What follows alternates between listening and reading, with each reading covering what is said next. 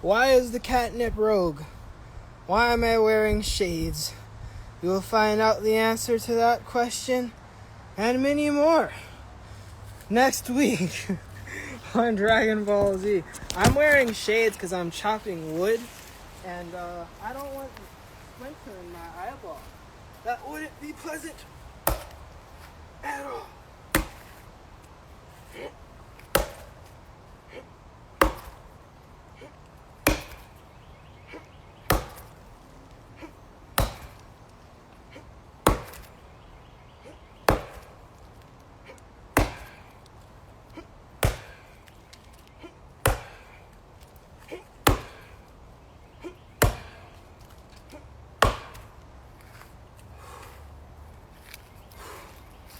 Hi. How are you? Oh, snap. That took so long. What's up, people? Today, we may be going live with the uncle of all of the blurred cosplay nerd people. Maybe. We'll see. And until we know for certain, I will be chopping the mess out of wood. Welcome.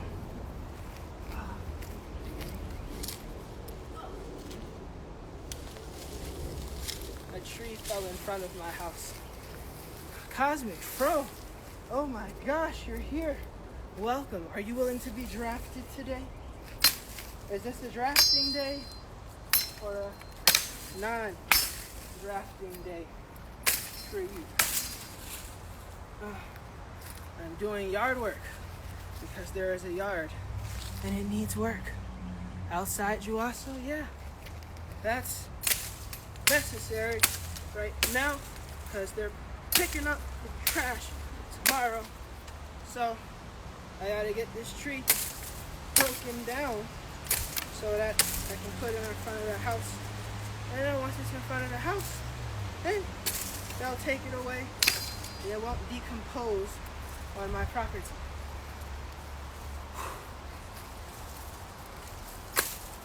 It's also a great way to not be an irritable modern person by doing farm work in the city completely unnecessarily.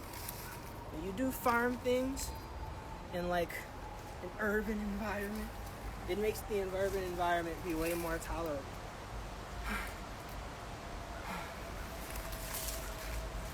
Somebody's poking something.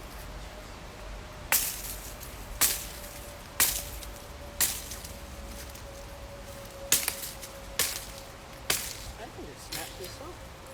How am I wasting all this energy?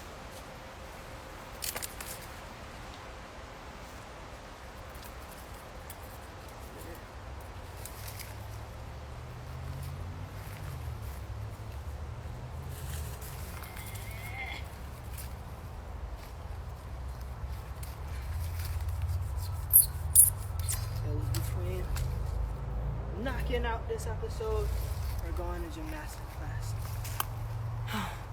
I'm still processing you outside. And it's catching up. Yes, I walk. I have legs. They exist. Going with the axe. I prefer the machete, but the axe, I realized, because before, the machete was doing better than the axe.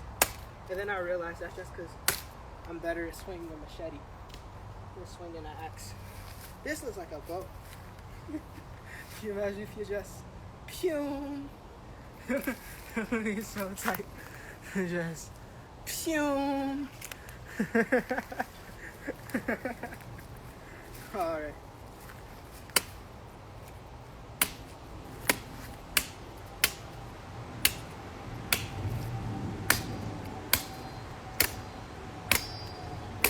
There we go. There we go. All right. Cool. Oh.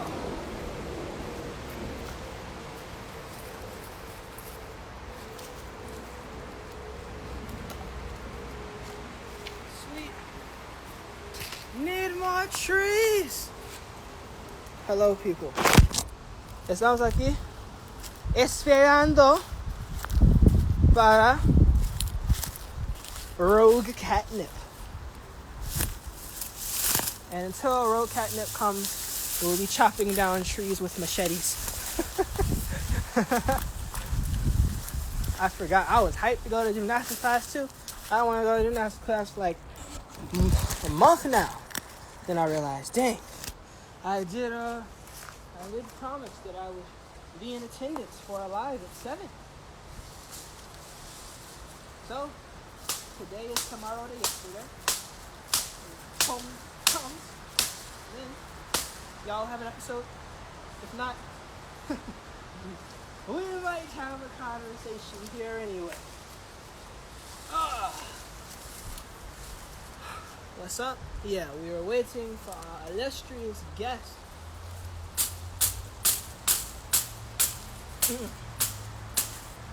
we go. Now I'm also learning it's completely fine to charge people. What's up, my wild artistry? What kind of art you make, Sam? I need an artist for something. I'm gonna start saying it. I need an artist for something. Because when people don't know you are an artist, they let you into so many more doors. They be like, you couldn't possibly be a spy. You can't draw. And then you just hit them with the Dio. And you're like, you thought I was a writer.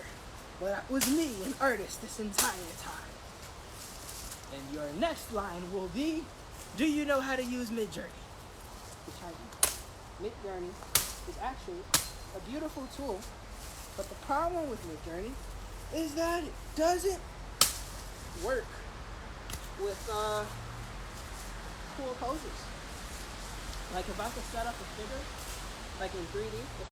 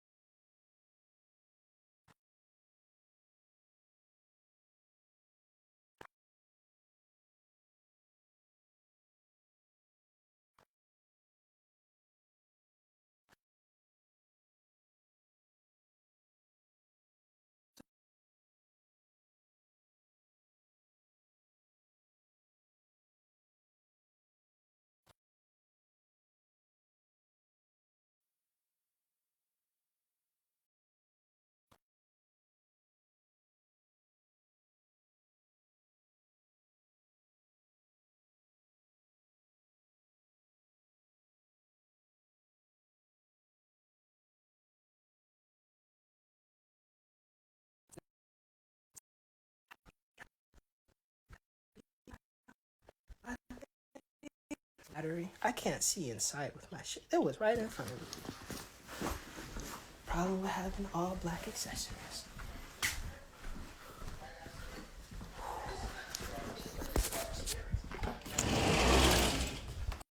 As we wait for our illustrious guest, what happened? So I'm outside, but my phone think I got internet. So my phone was, is this we golden hour? No, we not in golden hour. Are we in golden hour? Hold on. Oh, there it go. There the sun. There the sun. I'm happy. Okay. Anyway. Yeah, my phone connected to the Wi-Fi even though I wasn't in the house. So the connection was confused and it's fixed because we problem solvers over here. How are you? How are y'all? What have y'all been up to? My YouTube, I hate YouTube's algorithm so much when it comes to like finding videos, because YouTube be trying to have trending sounds, but they also be trying not to get sued. So like rappers that nobody has any business hearing about, be ending up on my YouTube recommended feed. Like, I'll be watching videos of like cute cats and dogs that talk with buttons, and then every now and again I'll get some trendy rap video just pop up on my freaking feed. And usually it's okay, cause it's the song where homies like, "Mama, don't worry, cause you raised a gangster and I'm a survivor," and that's what's up. And then I'm just scrolling one day, and I get this child doing all types of unchildlike things on my Explore page. And the lyrics was just so vulgar. It's vulgar for no freaking reason. And I'm like, yo, why are these children doing this on my Explore page? And I'll look on the song, this freaking as a career-long Flo Milli supporter, I definitely can't now, cause see, that's what happened. Is this girl, she's not even a cosplayer. This girl I had a crush on that be posting videos on Instagram was making videos to Flo Milli songs. So I was like, you know what? I ain't gonna personally engage with Flo Milli, but Flo Milli give greatness a reason to be greatness in public, and I ain't trying to talk to this human. So we winning. Flo Milli is allowing us all to eat. What I know about Flo Milli, I know that human exists, because you told me that human exists, and I ain't even know that human exists.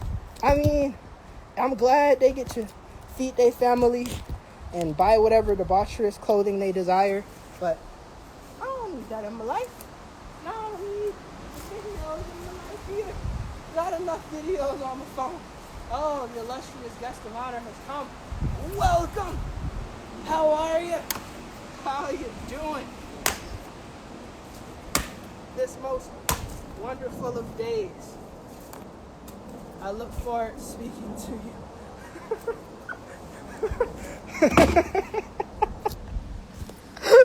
The perfect.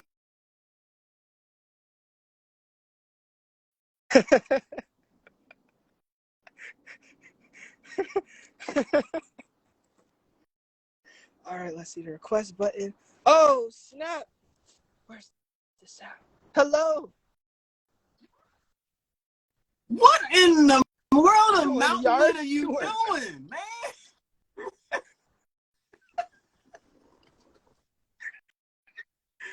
I'm sitting there, I came in here and I see you with a machete taking out your day's frustrations on that limb, and I'm going, is this the place I'm supposed to be?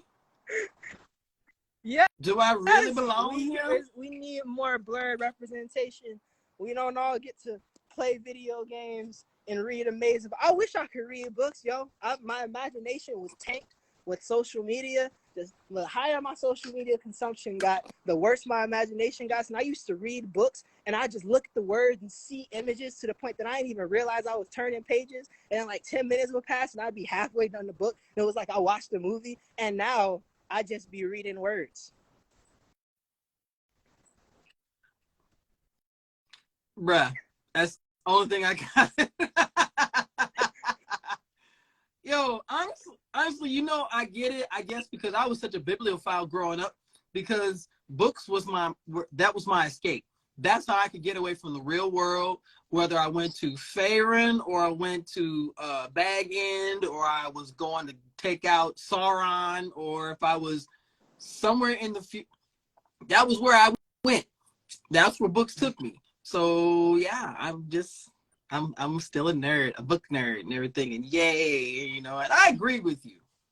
Video games can be after a while they get boring because it's the same thing all the time, just a different setting, just a different character, even different music, you know. I like the immersion of video games, like The Witcher. I love The Witcher and Red Dead Redemption, and I used to really love Assassin's Creed. And I like how within the context of the game, you are experiencing life through the character's eyes, and you have way more autonomy than you do with a movie. And especially now with the way that video games have progressed, it's like the ultimate interactive movie, like Ghost of Tsushima.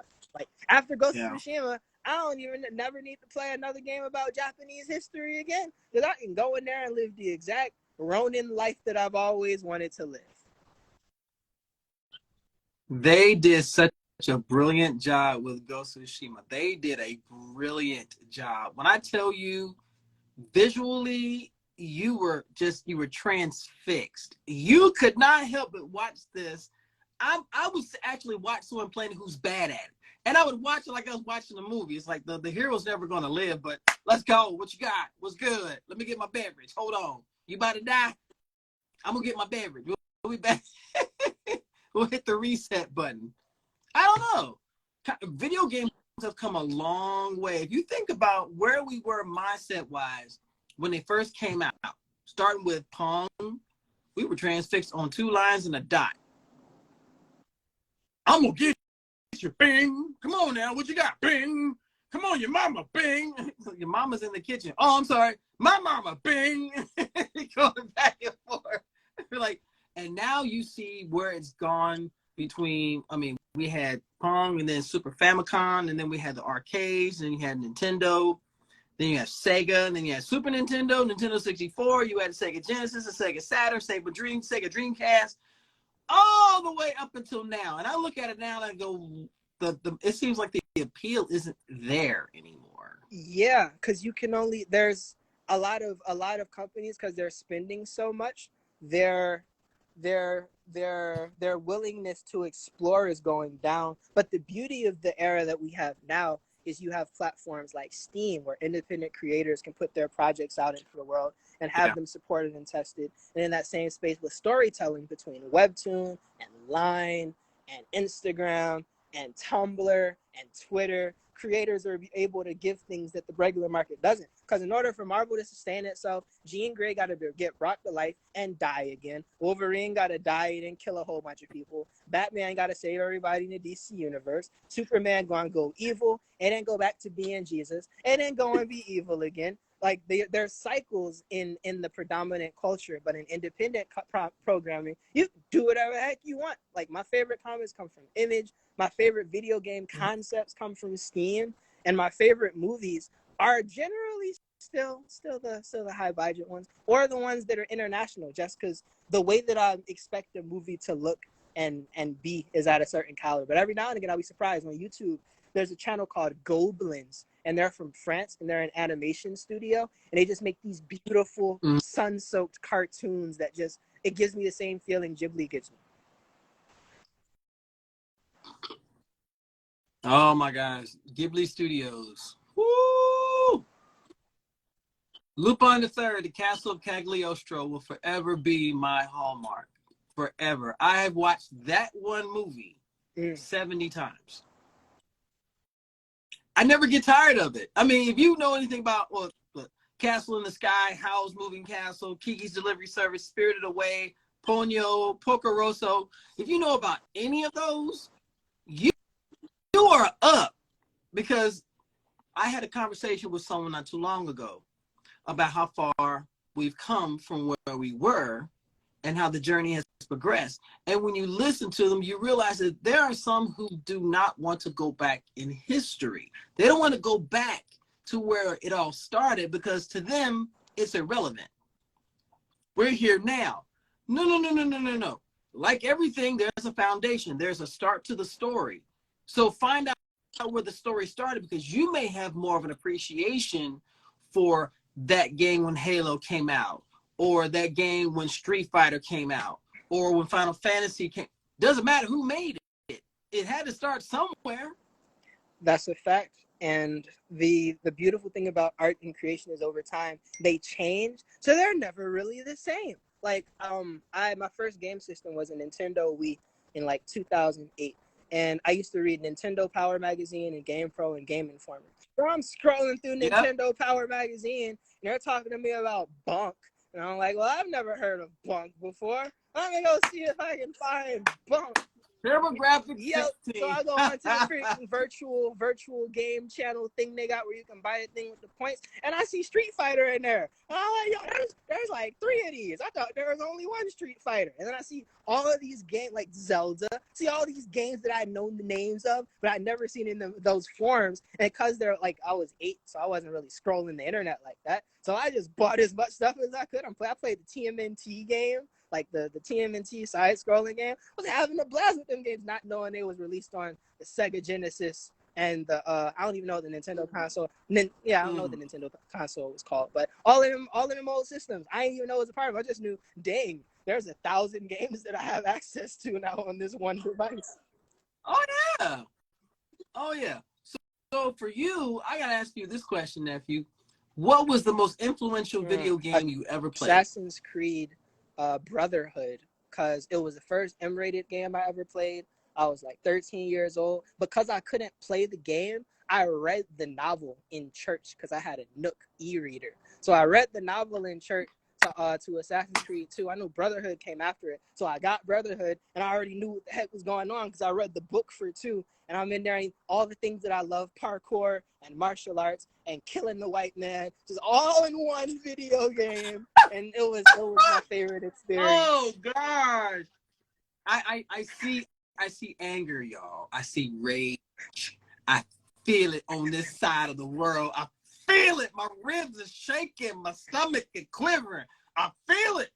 Ah, give me your shit. Let's go. Homie really went to war on the Catholic Church. He was like, yo, y'all are with the devil. We can't have that. This man got a piece of Eden to take down the evil Pope. The symbolism alone, and he come from the Holy Land. This man from the Holy Land come to the center of debauchery and takes everybody down with righteousness and violence. I'm with you, Midnight. I miss gaming magazines too, man. I miss that printed media doesn't get as much shine as it did, because we started with magazines and gaming and game guides and going to game facts to find out how to get through this one board or get through this one maze or to find this one specific weapon. And those were, man, when I tell you, it was like the stock exchange. Yo, you got that Secret of Mana guide? Yeah. What you got on that Street Fighter Championship Edition guide? Man, I got you. I'll meet you at lunch. And we exchanged it like it's currency, you know. Yo, you better bring back my Crash Bandicoot book, or you and I gonna have some trouble. My bad, man. I'm sorry, my brother borrowed it, but here's a Pokemon Snap guide. Man, anybody playing no Pokemon Snap? Who is you? Meet me outside. I think the most influential game, there was 2 of them. For me, it was Final Fantasy 3 on the Game Boy, and Def Jam Fight for New York. Who was your favorite character? Because what? Yeah. Out of Def Jam? Hey. Method Man. Come on now. Come on. As soon as he came out, I came to bring the pain, hardcore from the brain. That was always playing when I'm fighting. Man, what y'all know about Def Jam? Let's go.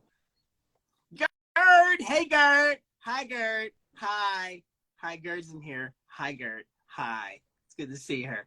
Amazing lady, making some of the most dope clothes and creations all around. Bravo. Even though Oh no! The internet has struck. I would like to proudly proclaim that Indra HJ is the #1 producer of Black anime streetwear in the world now that I am retiring and no longer in the running. Indra is the #1 over all of these humans in the freaking world. There's Indra, and then there's everybody else in terms of Black people releasing streetwear with Black art that's inspired by anime. I don't even like anime that much no more, to be honest. I like the idea of anime, but when it comes to #1, that person is Indra. Back to our I don't know what happened. I don't know what happened. Don't get mad. I don't know either. I was young. I needed the money. Don't do it. I don't know what happened. It's all good. I was giving internet in some time. I was giving Gerd her flowers because that young lady has been working hard. When I tell y'all, if y'all are not supporting Gerd and her mission and her purpose, y'all missing out on a treasure. Okay, I'm gonna say I'm not getting anything for this, but I like hyping up my people who are on a mission, who have a purpose, who have a passion and a vision, who want to pursue that. Too late, you get it. It's too late, you're gonna take it. It's too late, you're gonna say it. All right. She'll be like, damn it, Navy. What? Y'all already know what I'm all about when I get on here, especially with Juaso. Yo, let me tell y'all, I finally got a chance to meet him at Anime NYC for about 30 seconds. It's like, it's Juaso. Hi. And I was like, nigga, wait, whoa, hope, where this? He's real. I promise you, he was right. Okay, people gonna think I'm crazy, that I was not on my Ritalin. This is not gonna work out. They're gonna think I'm nuts. Okay. Y'all, he's real. Okay. This is not what you're seeing right here. He's a real person. I promise. Anime NYC made me understand why them nerd parties exist. Cause it's somebody that don't really enjoy partying that much. Like I initially was like, I ain't gonna be out here twerking to the Sailor Moon theme song. But then I realized that Anime NYC, especially amongst our people, we all working hard as humanly possible. So we can't wait even got the free. We got about 30, 45 seconds, 2.5 minutes tops to like congregate before it's more work to be done. That's a fact. That's a fact. Oh, and Gerd, she said, and I quote, Juaso is one of the most prestigious people I know. And I second that. Young man, you are all about furthering and uplifting other artists and other creators. You don't think much about yourself, but you use your platform to uplift others so that they can be seen and they can be recognized and they can get the attention that they deserve for their talent. Don't think I wasn't going to get past, don't think for a second you was going to get past this, okay? Even though I'm your guest. I'm gonna give you your. Thank you. I'm gonna give you your flowers, cause you know, and y'all, if y'all never know what Juaso all about, this is one of the most humblest dudes in the world. You'll never be able to know, but when you hear him speak, that mind is like a supercomputer. Somewhere, there's a gaming PC over here. there's a Lenovo over here, and there's like 5 or 6 super processors right here. It's like, so, Juaso, speak to us of your wisdom. What do you have today? And then people just transfixed on every word, like, oh my gosh, he's making sense. I need a drink. But for real though, you are an amazing young man, and I am honored and humbled to be in the same presence, in the same world, in the same field associated with you. So the honor is all mine, man. I appreciate that. It's good to be able to operate in these spaces with a degree more of comfort. It takes time and honestly trust and openness to go into spaces and learn how to engage with them instead of being the man in the chair making things happen from behind the scenes. And in order for there to be change, it's important for us to commune with each other and engage with each other in manners that things can be produced, but also where there can be productivity, where seeds are planted for things in the future. Because I'm seeing now that there's a lot of people that got a lot of stuff, but people been burned. And also there's a lot of variables. And the more of an understanding you have of people and how they operate, the more you can compensate for those variables so that good things get created and so that good things in creation last. Agreed. Absolutely agreed. Girl said she stopped by to send one of her favorite people some love. Oh, she was sending you some love, sir. She came to support you. Much love. She was sending you some love. She was sending love for all the just people. sending it all to everybody. Yeah. She will get me later. Be like, why'd you give me all those props? Because you deserved it. That's a fact. Blessed is the Madness 108. Buy things from her poster store. Yes. Buy things for the stickers. The cats and the kittens need stuff. Yes. Madness, another one of my favorite people. What's going on, lady? Talk about another talented. Y'all, undeniable what this young lady can do. Undeniable. And when you see her work, if you've never seen her work before, go to her profile, check out her work. It's to die for. Ladies and gentlemen, we have a news flash. Madness's artwork is to die for. Thank you so much. Greatness. Yeah, it's I hope artists understand how much they got. Like, I hope artists understand how much power and fuel the internet gives us, and how we can use that fuel to do things. And I also hope that, like, we can figure out a way to get, like, artists and writers working together, or to, like, get creators to work with artists more. Because operating in this space of in these spaces of, like, comic creators, especially, and, like, media people, they Mm-hmm. don't not spin bread.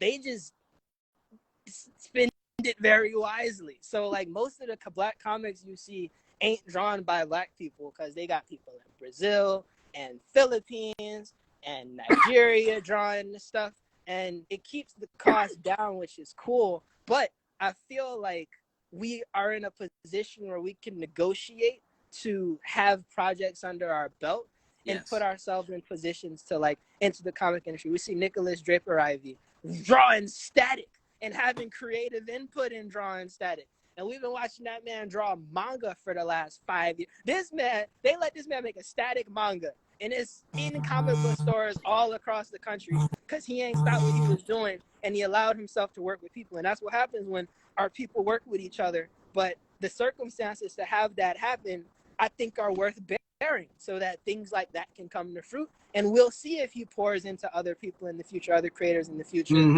or if creators like him do, because that's the next step. The door was open, like, regardless of what people may think of Narcisse or how it turned out, they opened a gigantic lane for, like, black people that are into anime, especially black artists that are into anime. And they I, created so much opportunity and so much gravity for a lot of us. the attention that's missed is the opportunities for stories that are untold, and characters that are uncreated, and concepts that are just unforeseen. They're going to be wasted. You know, we can't worry about what we haven't done. Let's focus on what we can do, make something happen, and find the talented people who can manifest it, who can put it. You can put it in their hands and say, okay, let your mind go, run with this. And I've seen that happen with so many different companies, comic companies, artist companies, just entrepreneurs who are doing their thing. And you see that love in there. They're just saying, hey, just give me the same shake you would somebody in the Fortune 500 company. Yeah, our overhead is not the same. That's fine. But don't measure me how much money I make. What kind of an impact can I make? What kind of an influence can I have? Because, and I've said this before, guys like me are not going to be here forever. I'm going to be sitting on a porch somewhere, and I want to know that I can look back and go, wow, Juaso's got this whole collective going on. He has created this artist collective where creators are getting their shine, and they're being placed in projects, and they're not worried about how much money that they're going to get, because they're getting their fair share, but they're allowed to make money outside of it and not be restricted by a contract, by a few words, by someone who's greedy, you know. And I see a lot of that now, and it drives me crazy. But what you're doing, along with others, is you created a space of acceptance, respect, and most importantly, creative freedom that has been squashed for so long. I've seen that. I'm like, how many stories could have been told if the right people talk with the right people? My goodness. Yeah, that's what we trying to make happen. And to keep it real, some of the artists that we work with, they ain't even get their fair share, because I ain't do my due diligence in calculating expenses properly and what needs to be done to make sure that them expenses taken care of. And that's why we taking a break, because I did a lot of cool stuff, but there's so much more to understand, and there's so much more to do. And I'm learning that inside of production, learning the way that production works is how you get stuff that's made. That's why, like, all of these white people can have all of these Steam games with all of these teams and stuff, and then you end up with something like Cuphead, where it was a little small team of people, and then it gets all this crazy success. Or the Asians come together and make everything everywhere all at once. It's like 15 people on some gaming PCs doing visual effects, and now it has freaking Grammys and Michelle Yeoh. Even that movie, the one with the drummer. What's the movie with the drummer called? Whiplash. Whiplash is not the real Whiplash. The real Whiplash is the first Whiplash, and then after they sold it and went to film festivals, then they did the second Whiplash. And our people, unfortunately, ain't got that. LaShawn Thomas exists, but he boils my blood. Aaron Magruder somewhere in the mountains. The man that making anime, I love that black man. That quiet black man is absolutely amazing, and he's jacked, which is beautiful. I want to be like that quiet black man. But he got to do so much stuff with all of these companies in order to have the access to be in a position to make a story where the main character can be black, or that stories for our community can be told. So to ensure that gets done, and make sure that succession is there, we have to like understand production work inside of it, and then maintain enough access and understand how to invest so that we're in a position to thrive creatively in our independence. There's a lot of people that make a lot of sacrifices so that they can get an animated short out, where their animated short should be the seed where they end up drawing entire production from it. And that hasn't yet happened. That's what I'm looking at with homie that was Carl Brown from the Boondocks. That's what I'm looking at that with Derek Shitagio in Japan, looking at that with Unique Studios out of Africa. Mm-hmm. There's all these different people that are making things, and it seems like there's a race to be the first people that authentically tell the stories from the people. And honestly, because of the master of marketing that he is, Nami where a man might do it. Homie got the overseas plug and relationship with the connections. He might be the one to do it. The RDC people might be the ones to do it. They definitely got the writing part down. They got the audience down. And that's the power of having relationships with these organizations and understanding production and being able to flip ideas, because value has to be proven. It doesn't exist because we say it exists. That is very true. That's right. We get too much lip service now as it is. People can tell me all day long, yeah, this is this, but where's the substance? What can I hold in my hand? What can I experience outside of my own mind? Because I can create a bunch of stories in my head. Have you written them down? Have you considered the concept? Have you thought about character development? Have you thought about story development? What direction do you want it to go? What is your audience? And we're seeing this, and sometimes I really wonder why people do what they do, say what they say, but they're the first ones to say, oh, here's someone else out here trying to make it. Well, you ain't been in this long enough. You don't have enough experience. Neither do you. If you really want to be serious about it, I don't care how long you've been in any industry, you're still learning. You have some that have been longer and experienced more, but you're still in the learning process, because there are no experts. And I'm going to piss some people off when I say this. There are no experts. You are subject matter associates. You are still on your journey. You are still learning from others. You are still gathering data, information, wisdom, intelligence from somebody else, and you're incorporating it into whatever your brand is.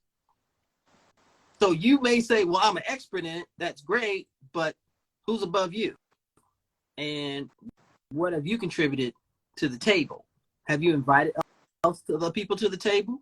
Have you told them that they are welcome to come to the table? Have you supported them when they told you about what they were doing while they were at the table? Is the table big enough for everybody else? It's always big enough for everybody else. But people need to stop being so damn selfish with who sits next to who. Seriously? You ain't wrong. And that's what we going up against. That's the big boss. Like, if life is an RPG, all these obstacles is bosses. And I used to think it was bread till I found out a lot of people is in debt, and a lot of people have like good jobs, and their good job is paying for their creative endeavors. Yeah. And I even had an occurrence where I was climbing up the ladder and I was looking, who's above me? I'm gonna get there. Who's above me? I'm gonna get there. And I got to one rung of the ladder, and I was like, greetings, boss. I have money. You have ability. Let us come together and get to the bag. And then homie was like, that's what's up. Give me money, and then we going to put you in a position. And then I gave them the bread, and they was like, all right, now before we can put you in position, your website needs to be changed. So we're going to have our team make you a new website. And it took quite some time to get the website done. And by the time the website was done, it was redesigned in a manner where it did not sell clothes. So I had this brand new expensive website that took forever to make, all this time spent making PDFs that weren't asked for, this corporate stuff, because these are experts from corporate America be doing corporate things. So they give me this website that is incapable of selling clothes, and like the sales are just tanking every day. And I'm looking at them and they're like, yeah, don't you like all these amazing corporate businessy things that we did?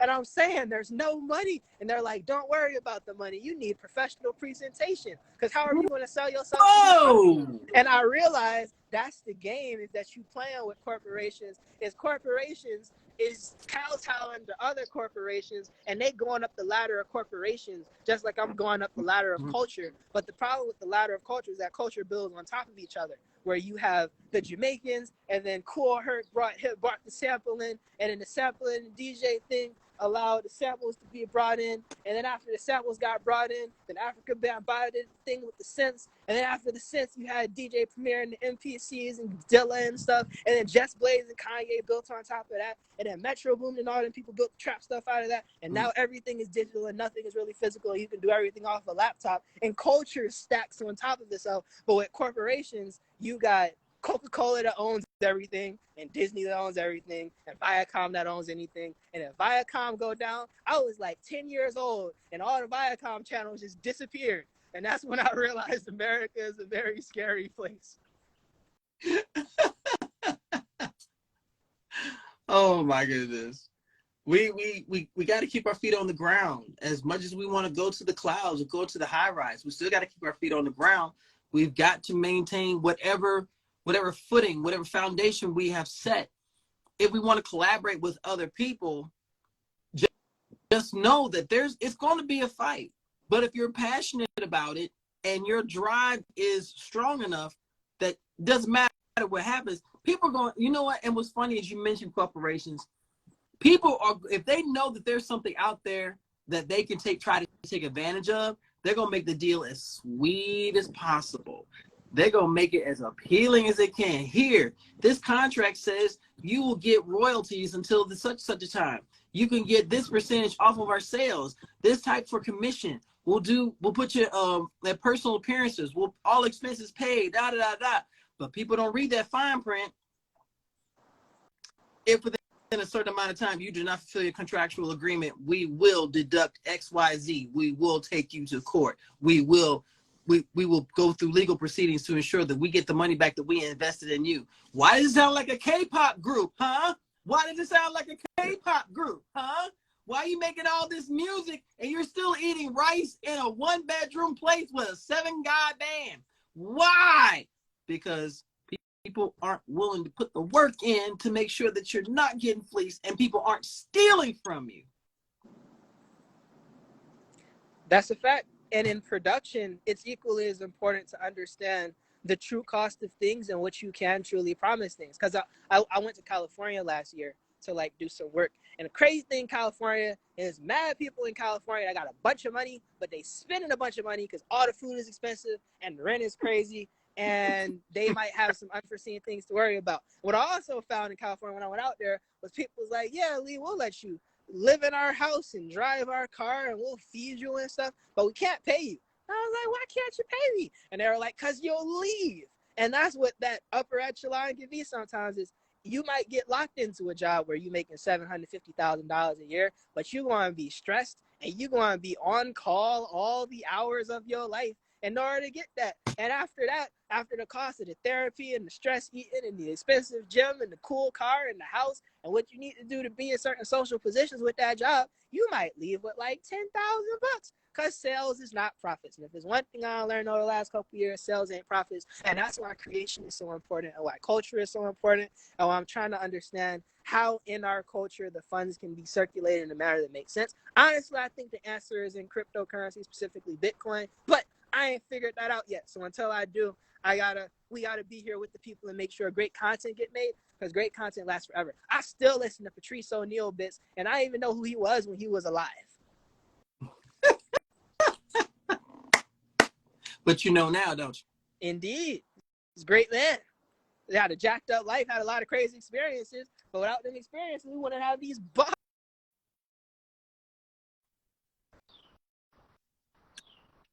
Exactly. See? That's what it boils down to. And not to mention, and this is to everyone who's out here watching, folks like Juaso, they're creating something. They're on point to create something that has a legacy, something that can be left for the future generations to be inspired by.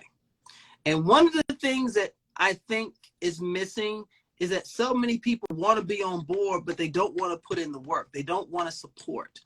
They don't want to stand with somebody unless they're going to get something.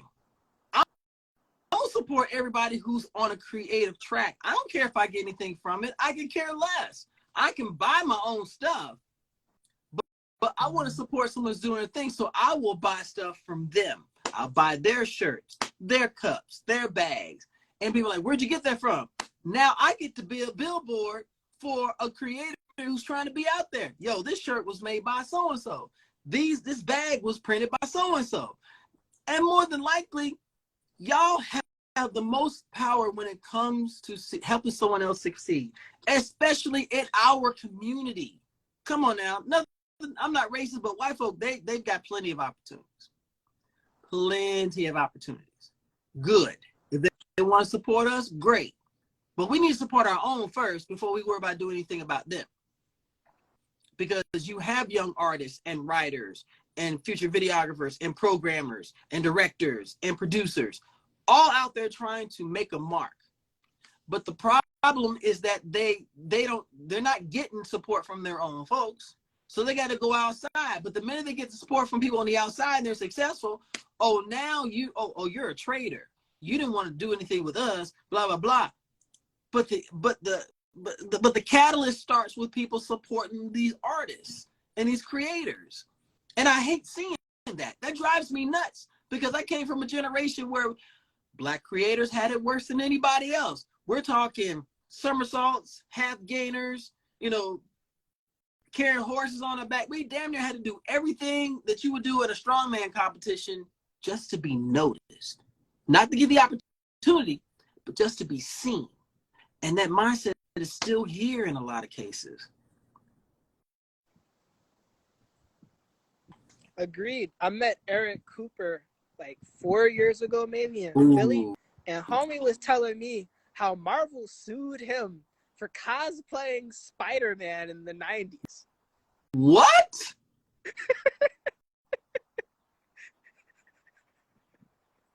You gotta be freaking kidding me. Are you serious? I'm dead. Homie said they sued him for cosplaying Spider-Man in the 90s.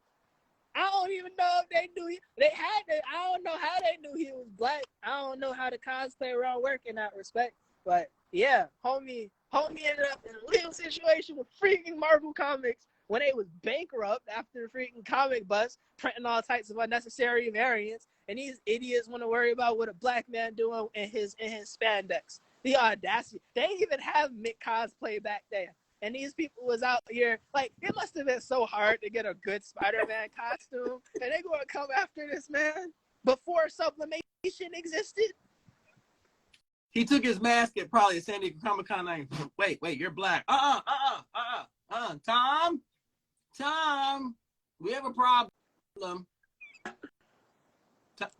Tom, put the coffee down. We have a problem.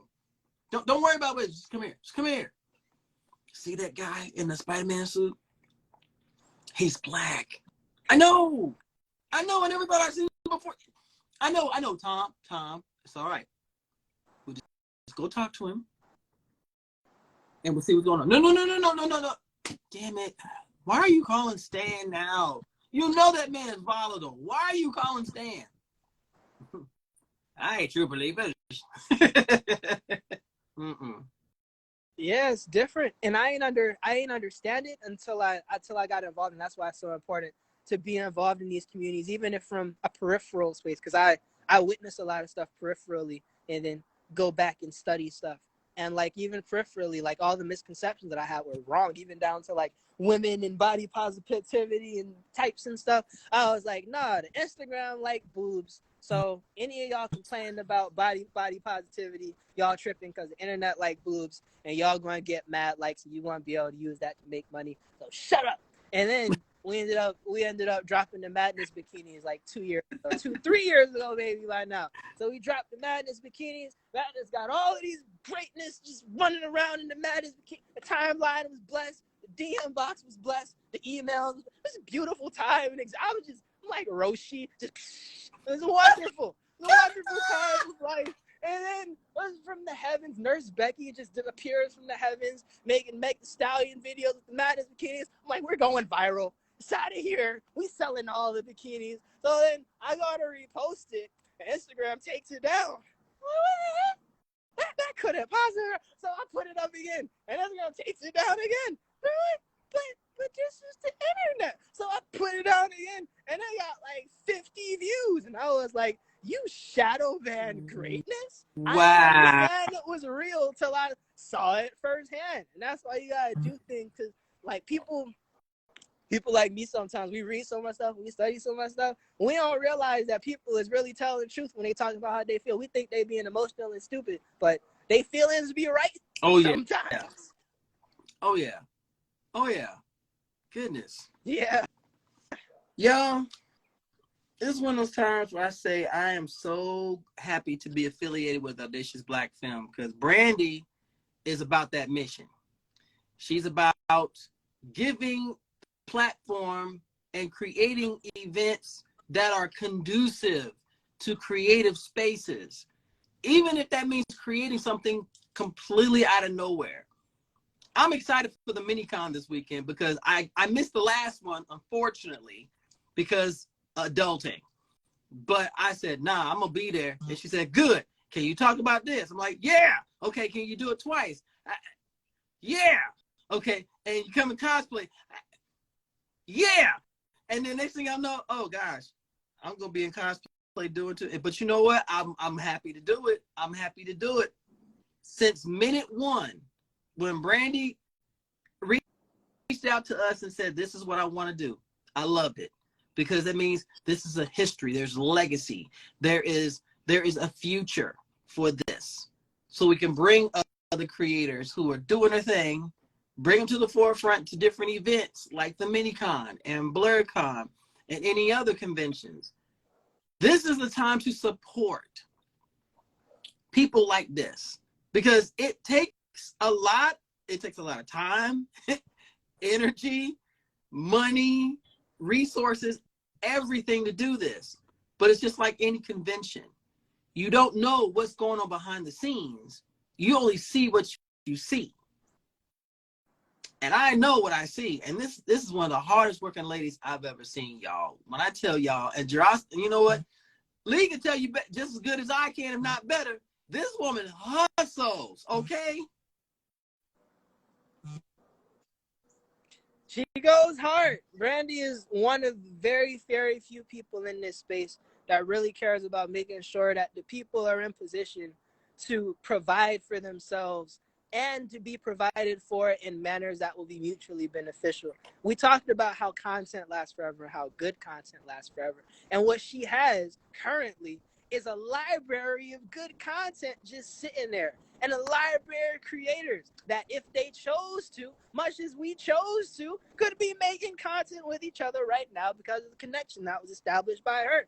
And we honor her name by making her name sound good in the public, because good work done been done. And if you want good work to be done, you can't wait for other people to do it. You got to either be a part of good works or find good works to help with. And she's willing to put herself in the position of a helper so that other people can be taken care of. And the way that should work, the way that it will work, is that the good fruit that we gain pours directly back into her. I'm going to keep being a part of her attendance in conventions and pouring into the capitals for conventions to be attended to, and making sure that testimonials are given to the conventions. Last year, Blerdicorn, I couldn't go there because I'm a part of the unwise masses. I ain't get stabbed in the arm. So because I ain't get stabbed in the arm, couldn't go to KatsuCon, couldn't go to Blerdicorn. Hit up Katsu, I hit up by Brandy, and I was like, yo, UDC, KatsuCon in DC, what can we do? She was like, send me inventory. I unloaded an entire credit card of inventory to her house, and then she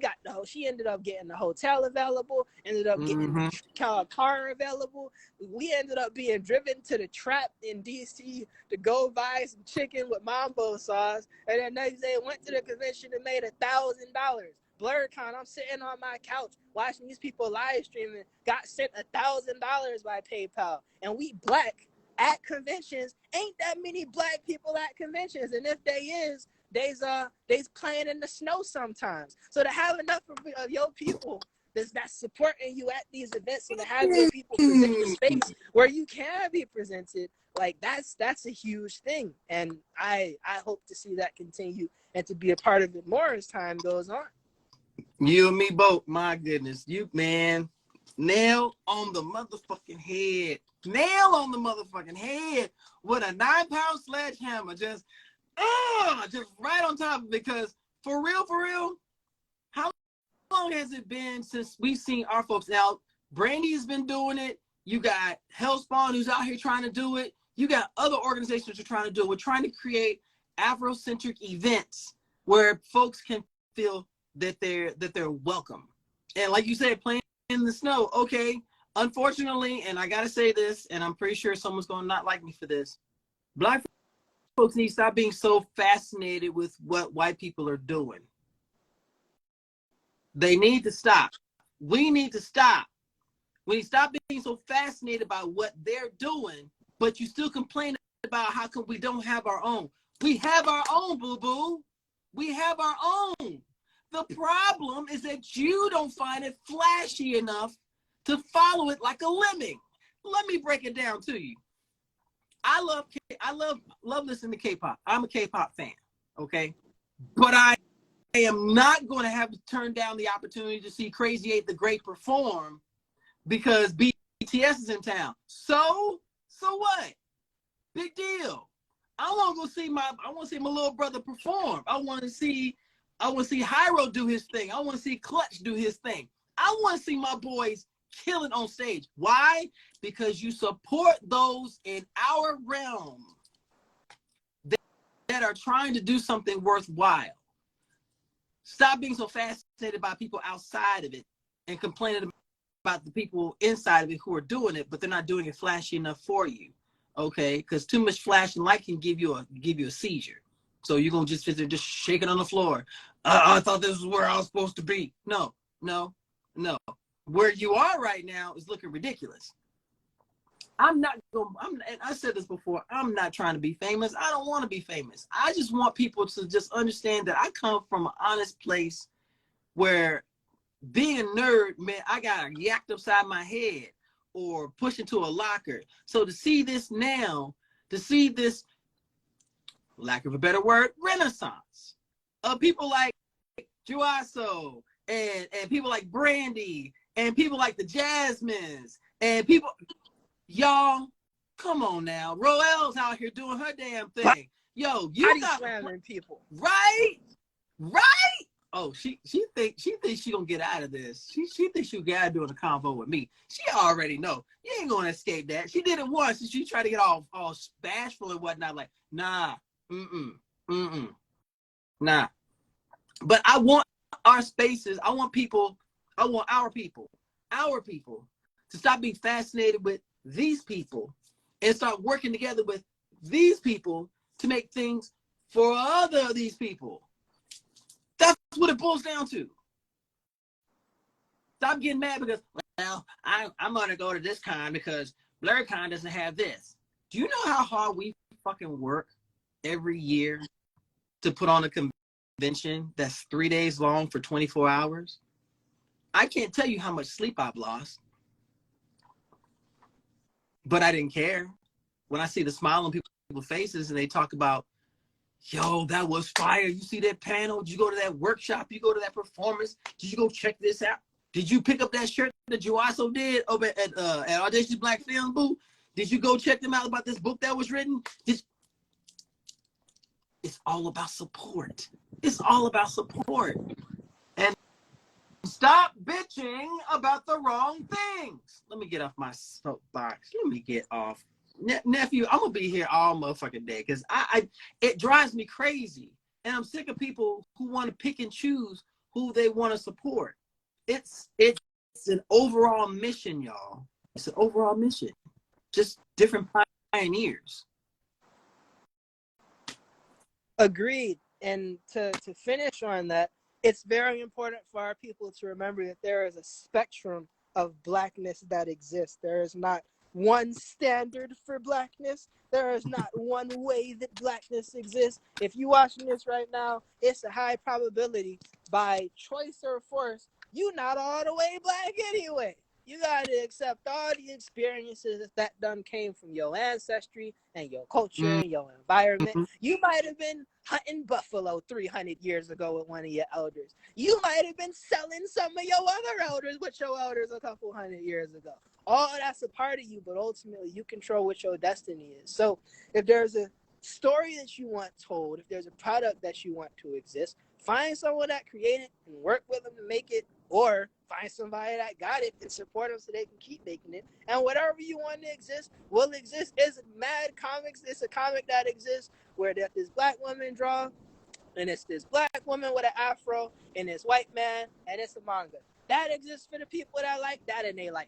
It's a comic with that Gigi Murakami make that got black people and demons and explosions and swords. It's very entertaining. It's a comic scene I got where there's a group of girls running around with katanas with phones attached to them, slicing the mess out of people. All of these stories need to be told and given to the people, and we have access to them. But by choice or by force, the people have decided that there has not yet been enough movement within the people to ensure that these stories can be animated, that they can be turned into feature films. And the work that we do goes into making sure that happens, because John Wick exists because of nepotism. And Star Wars exists because of nepotism. And the Muppet Show exists because of nepotism.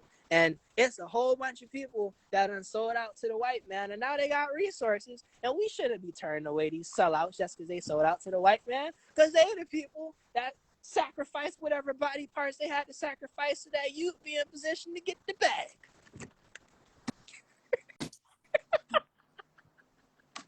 I couldn't put it better myself, man. I couldn't put it better myself. Newsflash, the truth has been spoken, ladies and gentlemen. So, Navy, thank you so much, brethren, for pulling up to the live, dropping bars for the people, offering the people a space to catch these gems. You do great work for the podcaster, gaming all over the place, running gaming booths, name being heavy in DC, and you are but the first of many of you that will exist because of your existence. First of all, I ain't blushed this much in a minute. I'm not used to this, bro. I'm used to giving everybody else their props. And I thank you, nephew. I appreciate it. And I will throw it back at you. Thank you for creating a space and a collective and a voice. Giving a voice to those who are afraid to speak. Creating a platform where those who can create safely and create happily. And just being whether you know it or not, being a trailblazer and a pioneer. I thank you for that.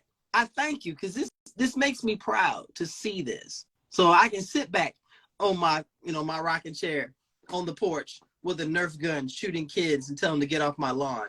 That'll be me. Say, get off my lawn, damn kids. I told y'all. That's gonna be me.